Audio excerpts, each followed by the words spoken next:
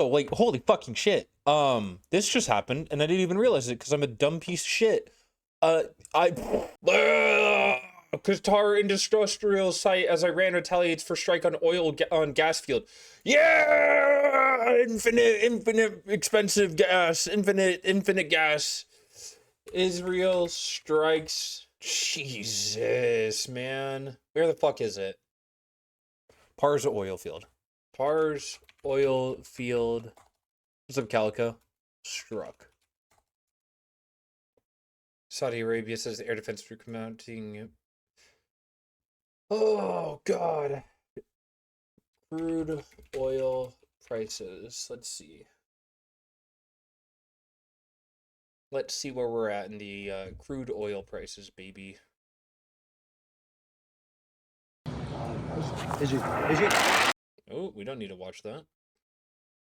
Iran is threatened to attack energy infrastructure across the Gulf region. Israeli strikes on its largest gas field, making the first target of attacks of fossil fuel production since the war began.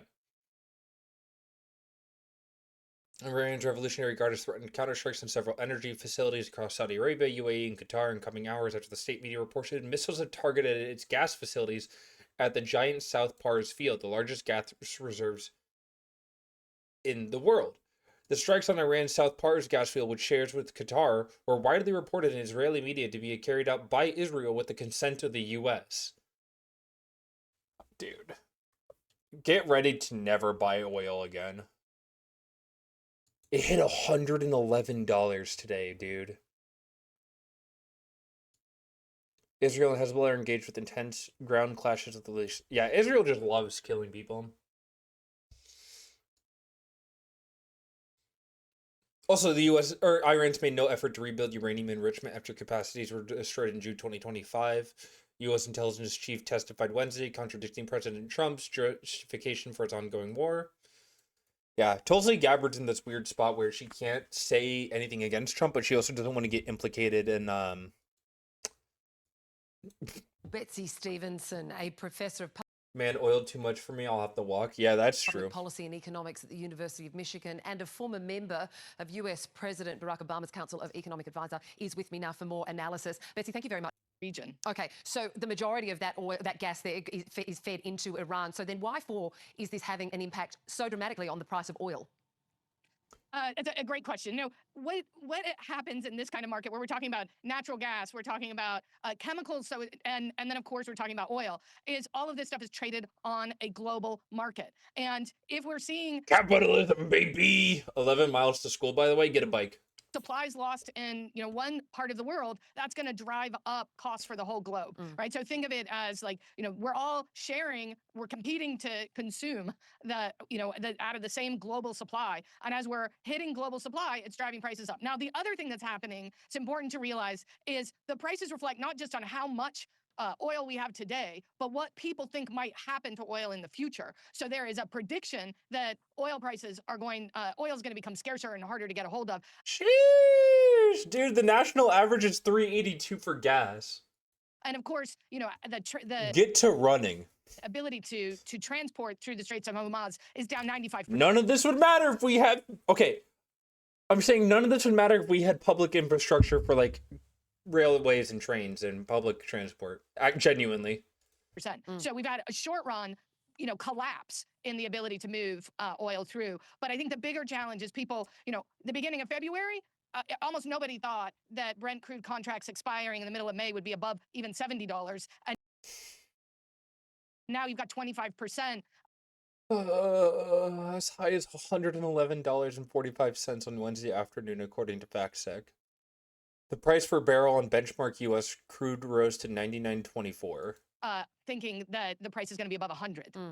So, Betsy, do you think that this action that we've seen in the last 12 hours overnight here, it marks a new phase in this war? Is this now an economic war and Republicans are terrified of public transport? That's true.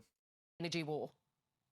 Well, I think all wars are a humanitarian problem, and I think we should not lose sight of that. But of course, they all have economic consequences as well. And one method of war is to instill maximum economic pain. That's obviously how Iran wins. That's how Iran wins. The U.S. has to win by completely dismantling the government, and Iran literally just has to cause so much economic pain that the U.S. backs off completely. But they won't because we're in a death cult with Israel. A choice that was made when Israel, bombed and took out a big part of Iran's access to natural gas. They wanted them to feel economic pain. Of course, the question will be, how do they react in response? Well, Iran probably wants to inflict some of its own pain, and whether they do it through economic pain or other. It is still in Dubai in the United Arab Emirates. He's got the latest for us. Hi, Lucas.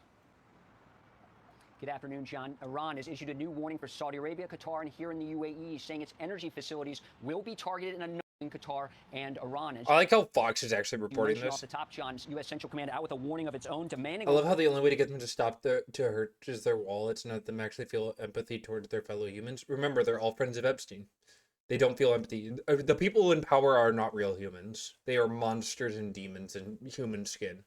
Iran opened the Strait of Hormuz. U.S. jets dropping multiple GBU-72 bunker-busting 5,000-pound deep penetrator bombs on reinforced Iranian missile sites along its coastline near the Strait of Hormuz. CENTCOM says these missiles were being stored underground at these sites and pose a risk to shipping potentially U.S. warships if they are potentially ordered to arrive. Now, this is a relatively new bomb, John. First tested by the U.S. Air Force in 2021 and first used in combat against the Houthis in Yemen 2 years ago. The Speaker of Iran's parliament, Mike Johnson's equivalent, issuing a new warning, quote, "The Strait of Hormuz situation won't return to its pre-war status." Now, today, Iran launched more attacks here at the Emirates. UAE air defenses were active on 3 occasions this morning, shooting down 13 ballistic missiles and 27 drones launched across the Persian Gulf from Iran, according to the Defense Ministry. It's a little noisy earlier. It appeared some of those salvos were targeting Dubai's international airport.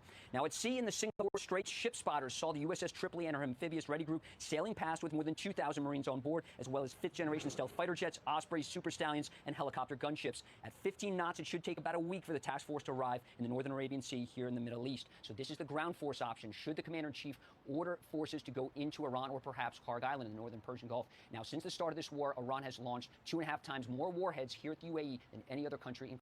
And no one wants to help us. But the third thing is that President Trump really antagonized Europeans since he returned. Yeah, no one wants to help them. China's denying it. All our U.S. allies are denying it. Oh, it's looking real bad. It's looking real bad, dude. Inflation, inflation, inflation. Infonomics. How are we doing, Infonomics?